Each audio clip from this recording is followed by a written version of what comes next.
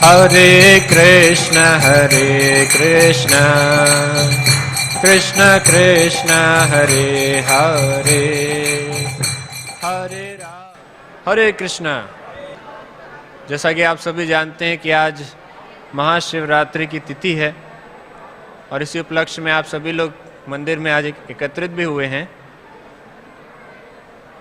तो हम प्रतिदिन की भांति भगवद गीता के तीसरे अध्याय के आज 43वें श्लोक की हम चर्चा करेंगे और साथ ही साथ ये भी समझेंगे कि आज का जो तिथि है या भगवान शिव की जो महिमा है वो हम इस श्लोक के माध्यम से कैसे स्थापित कर सकते हैं। तीसरे अध्याय का अंतिम श्लोक है ये तीसरा अध्याय, जिसका नाम है कर्मयोग। तो इस अध्याय का सबसे अंतिम श्लोक जिसमें भगवान श्री कृष्ण कर्मयोग का सारांश बता रहे हैं इसमें। तो मुख्य भाग यहाँ पर प्रस्तुत है अंतिम श्लोक में। तो आप सभी हमारे पीछे ये श्लोक दोहरा सकते हैं, बोर्ड पर लिखा हुआ है। ओम नमो भगवते वासुदेवाय, ओम नमो भगवते वासुदेवाय, ओम नमो भगवते वासुदेवाय। एवं बुद्धः परं बुद्ध्वा संस्तभ्यात्मानमात्मना जहि शत्रुं महाबाहो कामरूपं दुरासदम्। एवं बुद्धः परं बुद्ध्वा संस्तभ्यात्मानमात्मना जहि शत्रुं महाबाहो कामरूपं दुरासदम्। एवं बुद्धः परं बुद्ध्वा संस्तभ्य आत्मनम् आत्मना जहि शत्रुं महाबाहो कामरूपं दुरासदम्। शब्दार्थ: एवं इस प्रकार, बुद्ध है बुद्धि से, परम श्रेष्ठ, बुद्धवा जानकर, संस्तभ्य स्थिर करके, आत्मानम मन को, आत्मना सुविचारित बुद्धि द्वारा, जही जीतो, शत्रुम शत्रु को, महाबाहो हे महाबाहु, काम रूपम काम के रूप में, दुरासदम दुर्जेय। अनुवाद एवं तात्पर्य श्रील प्रभुपाद जी के द्वारा। श्रील प्रभुपाद की जय।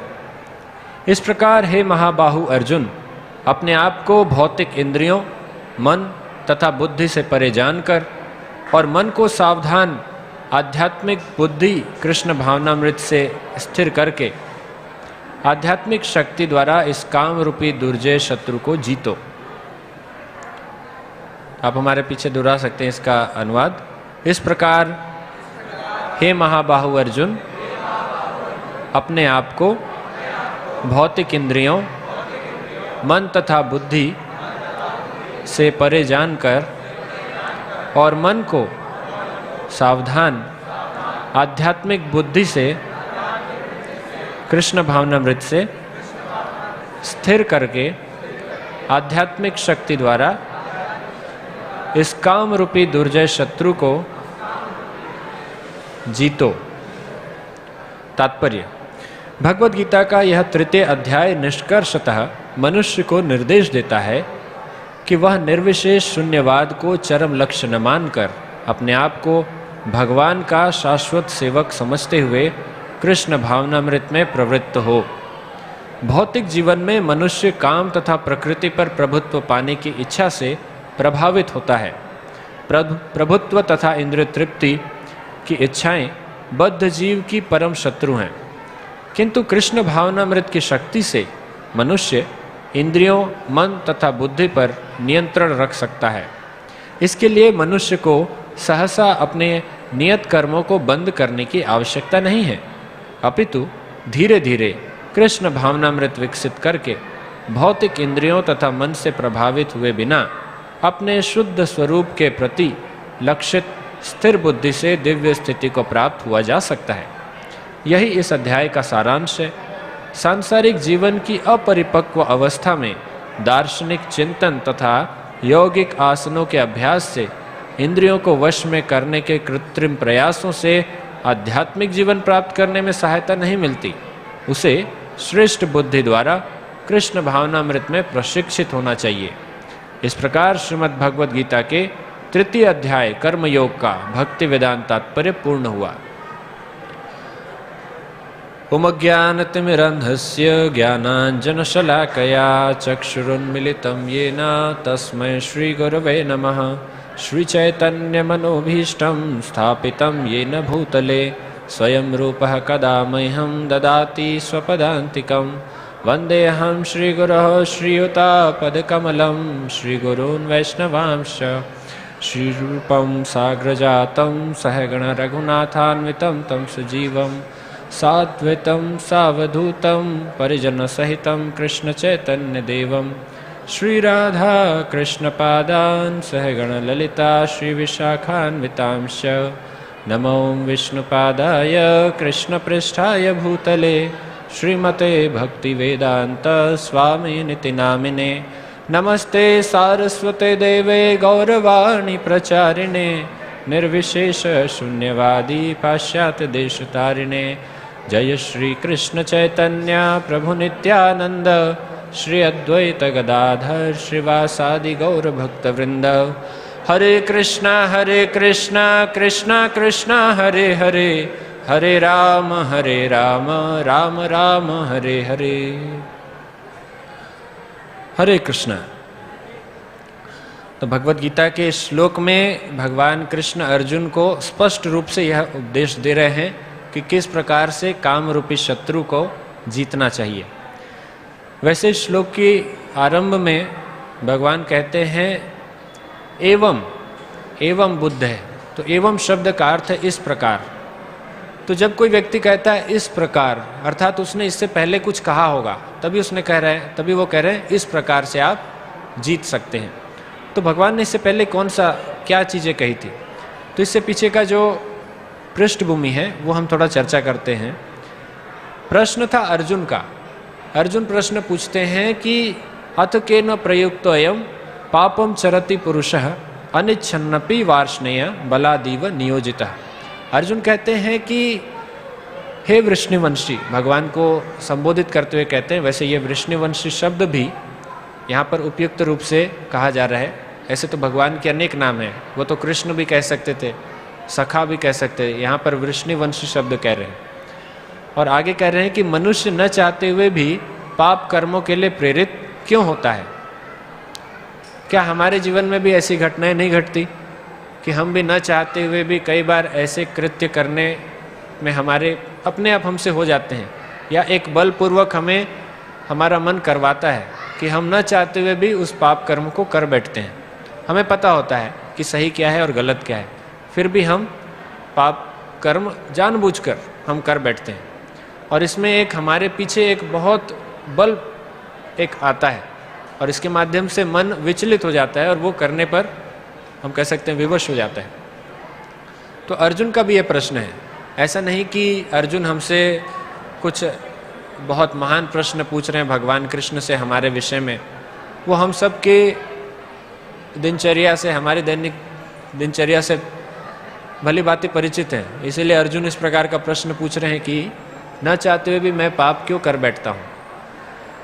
ऐसा लगता है कि उसे बलपूर्वक उनमें लगाया जा रहा है।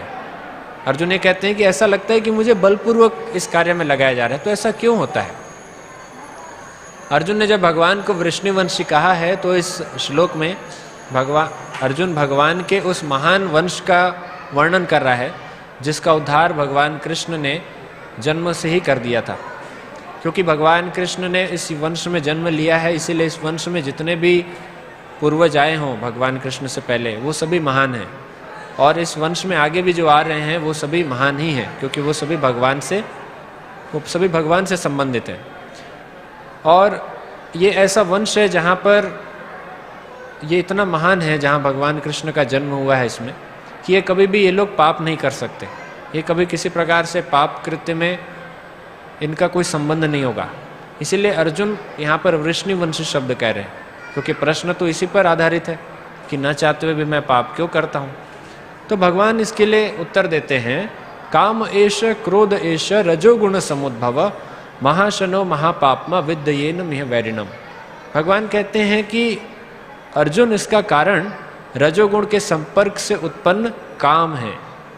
काम अर्थात जिसको हम इंग्लिश में लस्ट भी कहते हैं, या फिर हमारी भौतिक इच्छाएं, इंद्रिय तृप्ति की इच्छाओं को काम कहा गया है, जो बाद में क्रोध का रूप धारण करता है। कब धारण करता है? बाद में, जब ये काम पूर्ण नहीं किया जाता, जब इसको आप तुष्ट नहीं कर पाते, तो ये क्रोध का रूप धारण करता है। और जो इस संसार का सर्वभक्षी पापी शत्रु है। आज संसार में एक विचित्र सी घटना चल रही है, आप सभी जान रहे होंगे, समाचार में आप लोग को मिल रहा होगा। 2 देश आपस में लड़ रहे हैं। कारण क्या है? यही काम। उनमें भौतिक इंद्रिय तृप्ति की इच्छा है। एक देश चाहता है कि हम दूसरे देश को पराजित करें, या हम उसके संपत्ति, उसके ज़मीन को हम ले लें। तो इस काम के जब तुष्ट नहीं होता है, जब आप प्राप्त नहीं कर पाते, तो ये क्रोध का रूप धारण करता है। और क्रोध का रूप धारण करने के बाद आज स्थिति कैसी गंभीर चल रही है वो आप सभी जानते हैं। तो इसके विषय में हम इस महायुद्ध की अभी चर्चा हम नहीं करेंगे, क्योंकि एक उससे भी सबसे बड़ा महायुद्ध तो इस भगवद गीता के बाद होने जा रहा था। तो इस संसार का सर्वभक्षी पापी शत्रु क्या है? क्रोध। इसके पश्चात भगवान इसका समाधान बताते हैं कि इसका समाधान क्या है। इसका समाधान है कि जब जीवात्मा शुद्ध चेतना में स्थित होकर दिव्य ज्ञान के माध्यम से, अर्थात ज्ञान रूपी तलवार से, जब इसका हनन करता है या इसको काटता है, इन भौतिक इच्छाओं को या काम रूपी शत्रु को, तब जाकर वो इस पर विजय प्राप्त कर सकता है। वैसे इसको समझने में थोड़ा सा कठिनाई आएगी, इसीलिए अंतिम में 42वें श्लोक में, इससे जस्ट एक पहले श्लोक में भगवान कहते हैं कि अगर हम काम के वशीभूत होते हैं तो काम के वशीभूत हमें कौन करता है? तो हमें सभी को पता है कि ये हमारा दुष्ट मन है जो हमें इसमें प्रेरित करता है। मन कैसे कार्य करता है? तो मन के पास 5 सेवक हैं। ये 5 सेवक मन के लिए कार्य करते हैं, और ये 5 सेवक 5 हमारी ज्ञान इंद्रियाँ हैं, जो कि आँख, नाक, कान, जिह्वा और त्वचा। तो ये 5 इंद्रियों के माध्यम से मन अपना अधिकार जताता है, मन तुष्टिकरण करना चाहता है। और जब ये पूरा नहीं होता है तो वहाँ पर ये काम क्रोध का रूप धारण करता है। तो भगवान कहते हैं कि देखो, कर्मेंद्रियाँ, ये जो इंद्रियाँ हैं हमारी, चाहे कर्मेंद्रियाँ हो या ज्ञानेंद्रियाँ हो, ये तो जड़ पदार्थ हैं। नहीं, कर्मेंद्रियाँ जो हैं ये जड़ पदार्थ से श्रेष्ठ हैं। ये जड़ जो शरीर है, इस शरीर से श्रेष्ठ क्या है? इंद्रियाँ। और इन इंद्रियों से भी बढ़कर क्या है? मन। मन इंद्रियों से बढ़कर है, इसीलिए मन को इन इंद्रियों का स्वामी कहा जाता है। बुद्धि मन से भी उच्च है, और वह अर्थात आत्मा बुद्धि से भी बढ़कर है। तो जिन भी भक्तों ने कल इस कक्षा को सुना होगा, तो वो समझे होंगे कि इस प्रकार से आत्मा इन सभी से श्रेष्ठ है।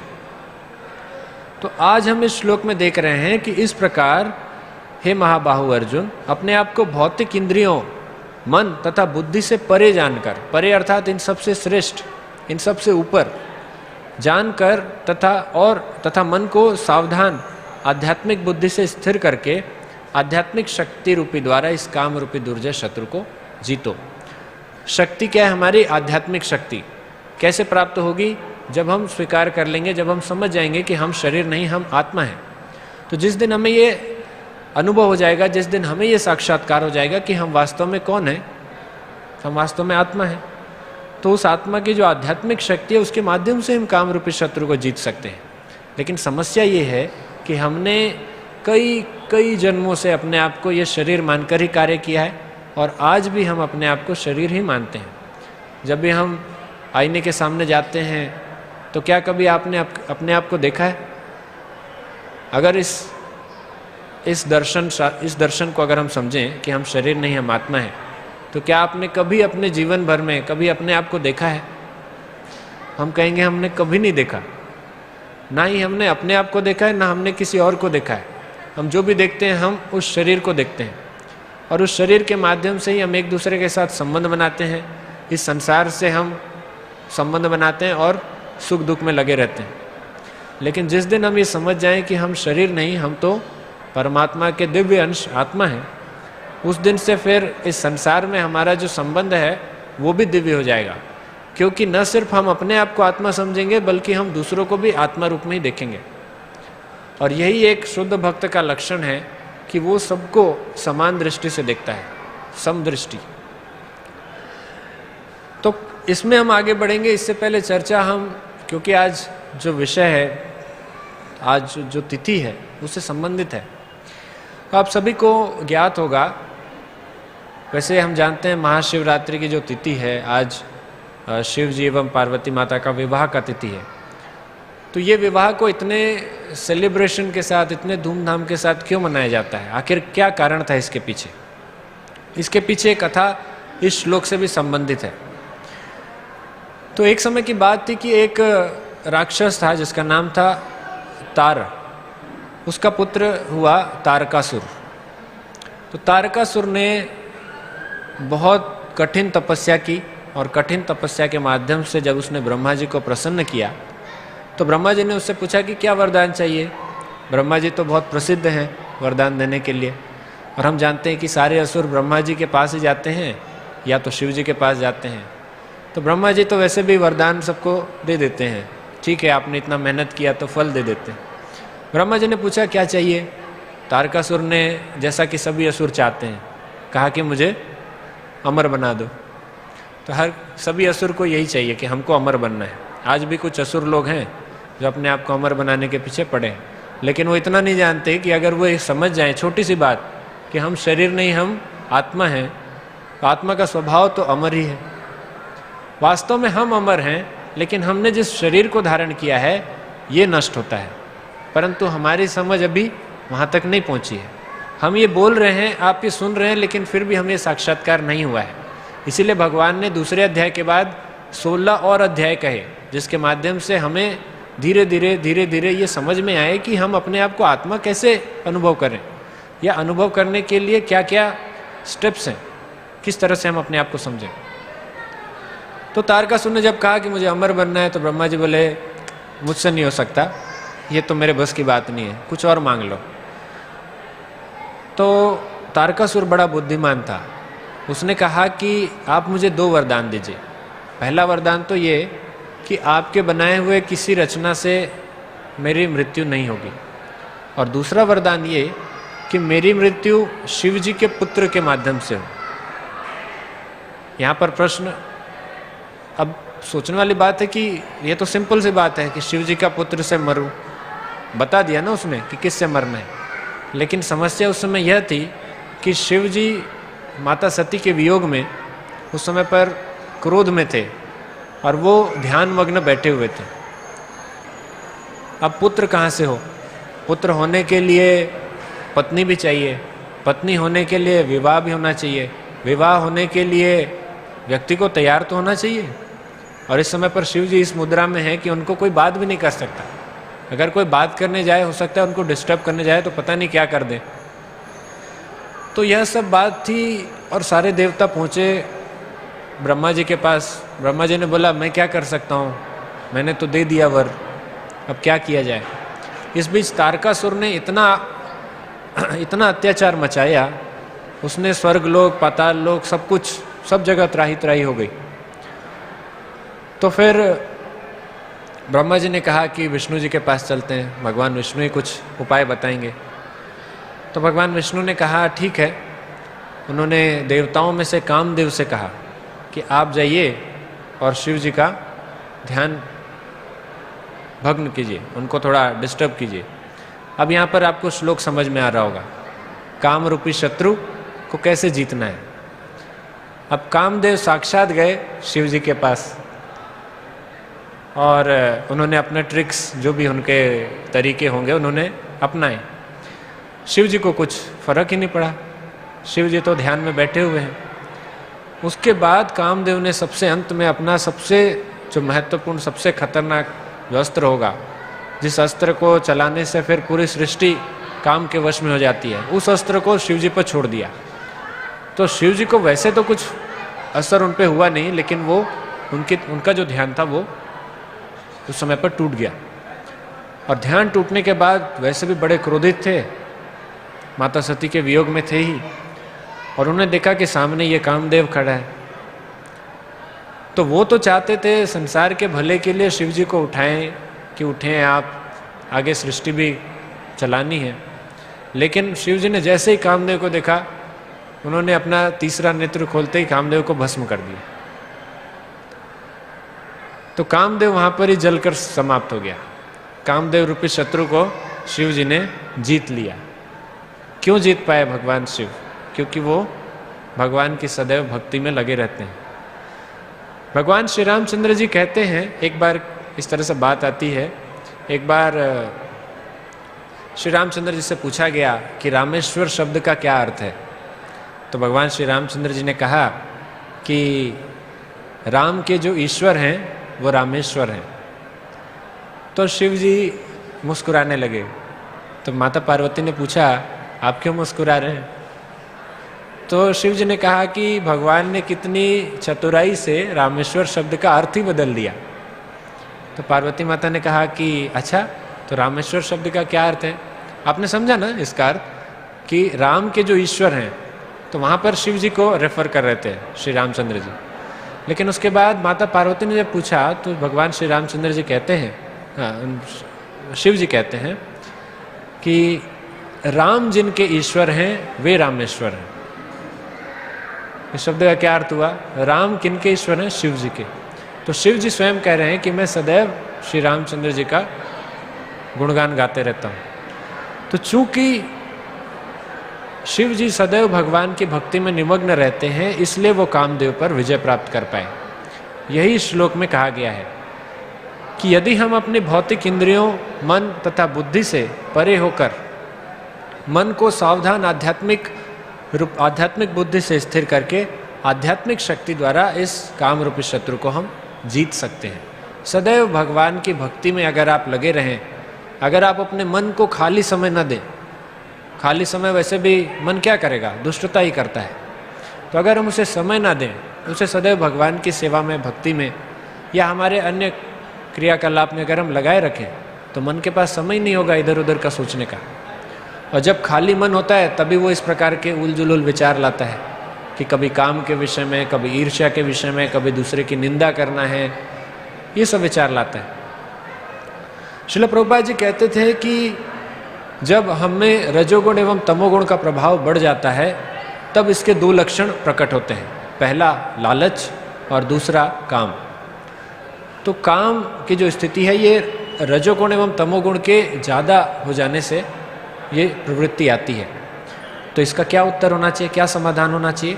समाधान ये है कि भगवान कृष्ण ही बताते हैं 14वें अध्याय में, जहाँ पर प्रकृति के 3 गुणों की चर्चा होती है।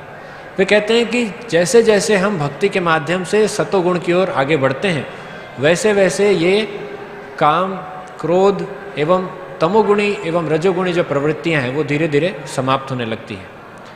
16वें अध्याय में फिर से जब दैवी एवं असुरी गुण के विषय में चर्चा होती है, उस समय पर फिर से भगवान कृष्ण अर्जुन को कहते हैं कि जो दैवीय गुण हैं वो सतोगुण से प्रभावित होते हैं, एवं जो आसुरी गुण हैं वो रजोगुण एवं मुख्यतः तमोगुण से प्रभावित होती हैं।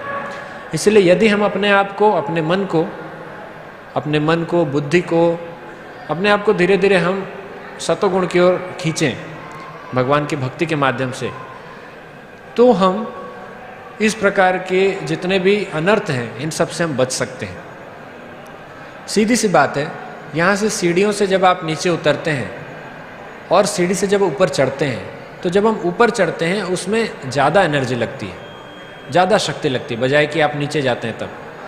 जब आप पानी को छोड़ देते हैं तो पानी किधर जब बहता है? ऊपर से नीचे की ओर बहता है। जब आप चाय या कॉफ़ी या कोई भी गर्म चीज़, गर्म पानी अगर आप ऐसे छोड़ देते हैं तो फिर वो क्या हो जाता है? ठंडा हो जाता है। अर्थात ऊष्मा भी ऊपर से नीचे की ओर बहती है। तो इस संसार में प्रत्येक चीज अगर आप उसमें कोई प्रकार की शक्ति ना लगाएं तो वो अपने आप ही नीचे की ओर बहना चालू हो जाता है। इसी प्रकार हमारी चेतना है, अगर हम किसी प्रकार की शक्ति न लगाएं तो हमारी चेतना भी धीरे धीरे धीरे धीरे नीचे की ओर चली जाएगी। तो अगर हम इस चेतना को ऊपर उठाना चाहते हैं तो हमें थोड़ी शक्ति लगानी पड़ेगी। तो खैर शिव जी का वहाँ पर ध्यान टूटता है। शिव जी से सभी देवतागण, विशेष रूप से विष्णु जी, भगवान विष्णु एवं ब्रह्मा जी प्रार्थना करते हैं और फिर भगवान शिव का विवाह होता है माता पार्वती से। ये विवाह भी बड़ा अजीबोगरीब ढंग से हुआ था। ज़्यादातर लोग उम्मीद करते हैं, आशा करते हैं कि जो वर पक्ष होगा या वर होगा वो बहुत सुंदर सज धज कर आएगा, बहुत अच्छे से तैयार होकर आएगा। लेकिन शिव जी ने कभी तैयार होना तो उनकी प्रवृत्ति में है नहीं। शिव जी अवधूत जैसे रहते हैं। तो शिव जी ने भी अपना जैसा उनका रूप है ऐसे ही रूप में चले गए। और वहाँ पर जब शिव जी के ससुराल में जब लोगों ने उनको रिसीव किया तो गले में सांप, यहाँ पर सांप, छोटे छोटे बच्चे आते हैं। आप लोग देखे होंगे जब विवाह होता है तो विवाह में छोटे छोटे बच्चे आ जाते हैं, वो जो दूल्हा होगा उसको पकड़ लेते हैं, तो थोड़ी हंसी मजाक होती है या फिर उनको थोड़ा छेड़खानी किया जाता है। अब शिव जी के पास कौन है? शिव जी के पास कौन आएगा? इधर सांप। और सांप को भी उस दिन ज़्यादा ही शिव जी ने भी उतावला करके रखा था कि आज तो खुशी का दिन है, तो सांप भी बहुत तेज थे उस दिन। तो कोई भी सामने नहीं आ रहा है। यहाँ तक कि पार्वती माता की जो माता थी वो भी उनका आरती करने के लिए आई, वो भी डर के मारे वहाँ पे उन्होंने आरती का थाली वाली सब पटक दिया, मूर्छित होकर वहीं बेहोश हो गई। तो इस तरह की बड़ी अजीबोगरीब तरीके से शिव जी का विवाह संपन्न हुआ था। परंतु ये विवाह बहुत ज़्यादा सेलिब्रेटेड है, आज भी इसको मनाते हैं एक विशेष उत्सव के रूप में, क्योंकि आज शिव जी की भक्ति करने से भगवान शिव जी भी बहुत प्रसन्न होते हैं। वैसे तो हमें भक्तों का सदैव गुणगान करना चाहिए, लेकिन एक विशेष तिथि पर हम अगर भक्तों का गुणगान करते हैं, भक्ति करते हैं, तो उस दिन वो थोड़ा ज़्यादा कृपा करते हैं। इसके कुछ समय पश्चात कार्तिकेय का जन्म होता है और कार्तिकेय फिर बाद में तारकासुर का वध करते हैं। तो ये वो कथा थी जिससे आज का जो घटना था वो भी संबंधित है। इस श्लोक को भी हमने उससे कनेक्ट किया। वैसे इस श्लोक को हम और भी रूप से समझें कि श्रील प्रभुपाद जी बता रहे हैं कि केवल भक्ति ही एकमात्र साधन है जिसके माध्यम से हम काम रूपी शत्रु को जीत सकते हैं। ऋषि विश्वामित्र जी ने 60,000 से भी ज़्यादा वर्षों तक तपस्या की, और वो तपस्या कर रहे थे ताकि वो और ज़्यादा सिद्धि प्राप्त कर सकें, आध्यात्मिक उन्नति कर सकें। लेकिन इस बीच जब देवताओं द्वारा भेजी गई एक अप्सरा ने उनका ध्यान भंग किया, तो फिर वो उस अपने काम रूपी शत्रु को यहाँ पर वो वश में नहीं कर पाए। इससे हम ऋषि विश्वामित्र को हमें गलत नहीं समझना चाहिए। ये तो भगवान के ही कुछ ऐसे लीलाएं होती है जिसमें वो अपने भक्तों को या ऐसे उच्च स्थान पर आश्रय जो ये ऋषि होते हैं या भक्त होते हैं, इनसे ऐसा कार्य करवाते हैं ताकि हमें ये संदेश मिल सके कि 60,000 वर्ष तक तपस्या करने के बाद भी अगर हम काम रूपी शत्रु को नहीं जीत सकते तो 2-4 दिन के उपवास से क्या होगा। वैसे भी हमारा जीवन क्षणिक है, कब मृत्यु हो जाए पता नहीं। इसीलिए हमारे लिए सबसे उपयुक्त है कि हम भगवान के हरि नाम का आश्रय लें, जिसके माध्यम से हम काम रूपी शत्रु को आसानी से जीत सके। हरे कृष्णा कृष्णा कृष्णा हरे हरे, हरे राम राम राम हरे हरे। और ये मैं ऐसे ही नहीं कह रहा हूँ। हरिदास ठाकुर नाम के एक प्रसिद्ध भक्त हुए हैं जिनको हम नामाचार्य के रूप से भी जानते हैं। प्रतिदिन वो 192 माला जप करते थे हरे कृष्ण महामंत्र का। उनकी जीवन की घटना है कि कुछ दुष्टों ने हरिदास ठाकुर जी को समाज में दूषित करने के लिए, उनका नाम, उनका चरित्र दूषित करने के लिए उनके पास एक वेश्या को भेजा। वो वेश्या आई, हरिदास ठाकुर जी जब जप कर रहे थे, और उनको अपनी अलग अलग प्रकार की मुद्राएं दिखाकर उनका ध्यान भंग करने की कोशिश करने लगी।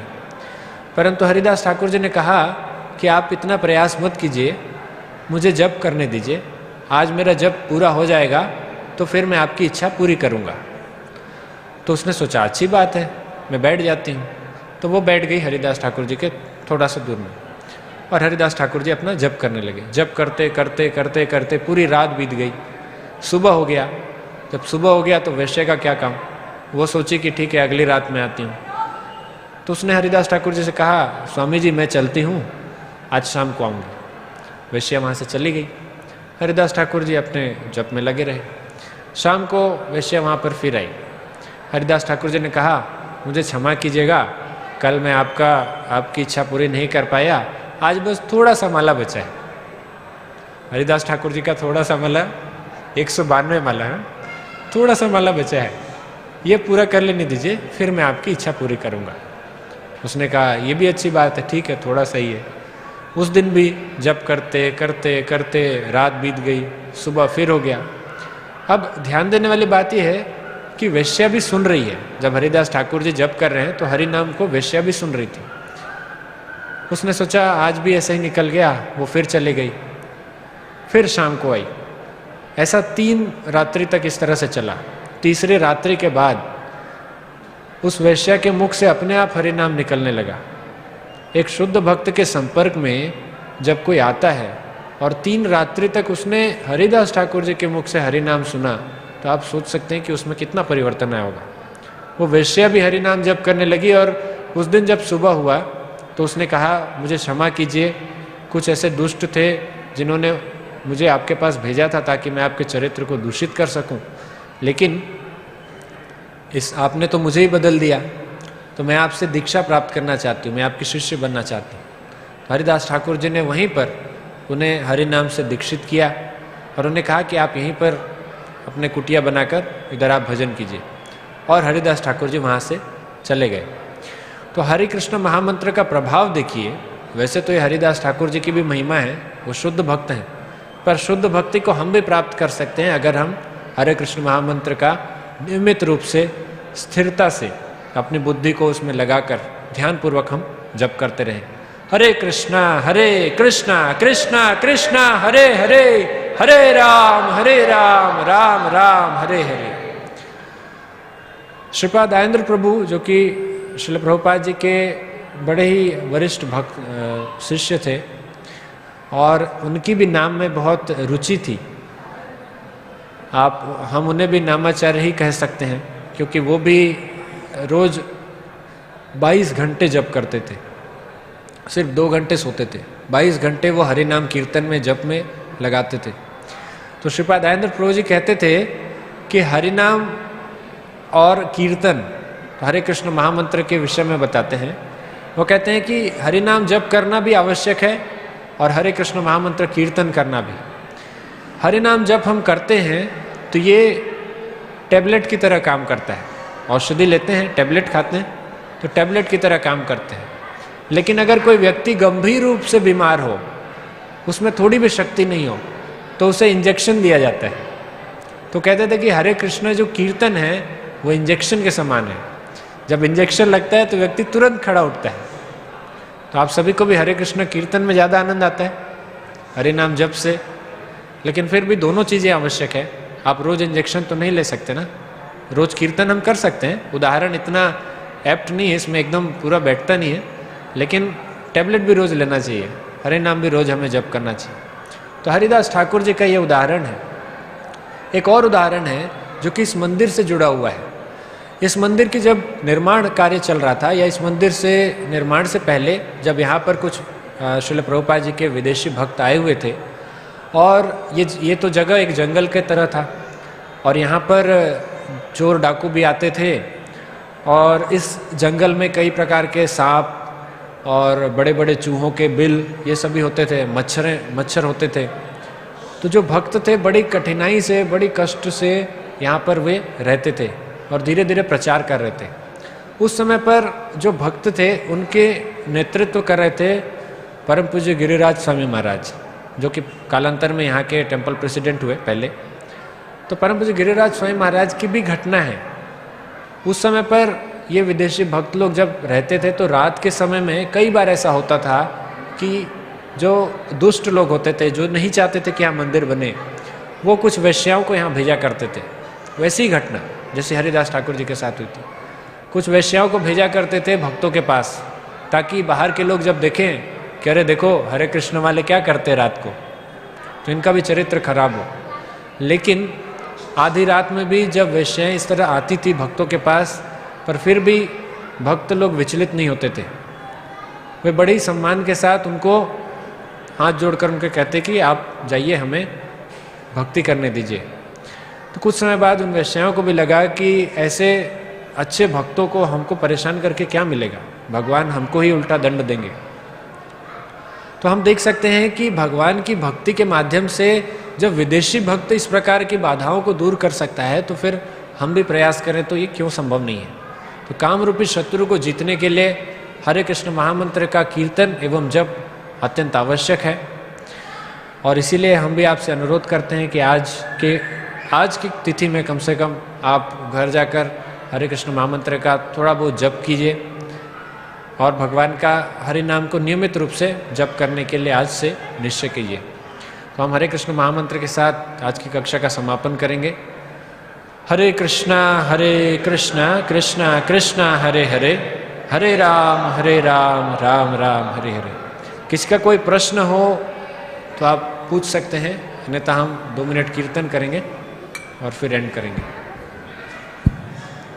या फिर किसी का कोई प्रश्न होगा तो क्लास के बाद में आप पूछ लीजिएगा, यहीं पर हम रहेंगे।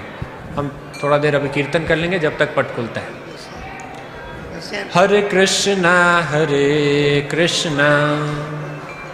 कृष्णा कृष्णा हरे हरे, हरे राम राम राम हरे हरे, हरे कृष्णा कृष्णा कृष्णा हरे हरे, हरे राम राम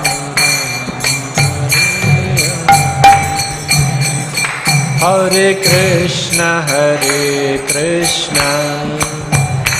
कृष्णा कृष्णा हरे हरे, हरे राम राम हरे हरे,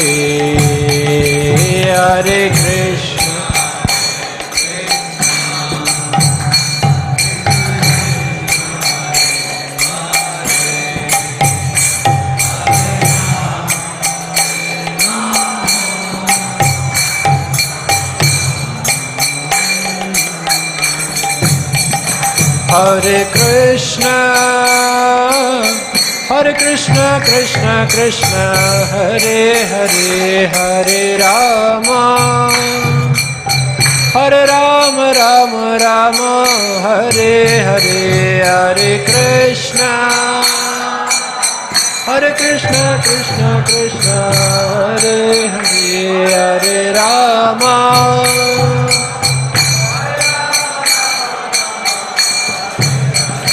हरे कृष्णा कृष्णा कृष्णा हरे हरे, हरे राम राम हरे हरे, हरे कृष्णा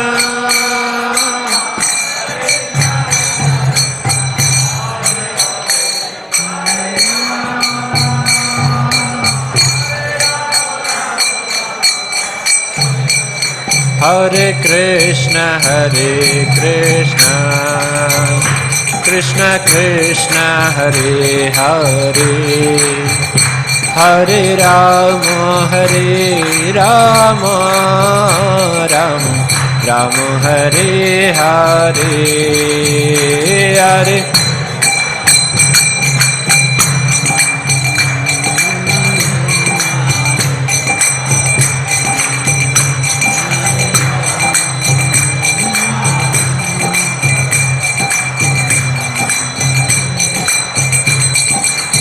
हरे कृष्ण कृष्ण कृष्ण हरे हरे, हरे राम राम राम हरे हरे, हरे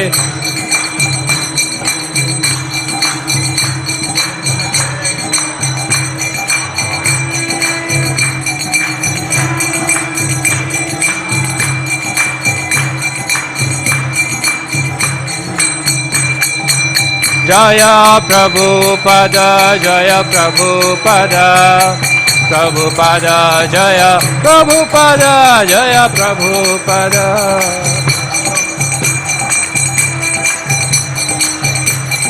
निताय गौर हरि बोल हरि बोल हरि बोल हरि बोल।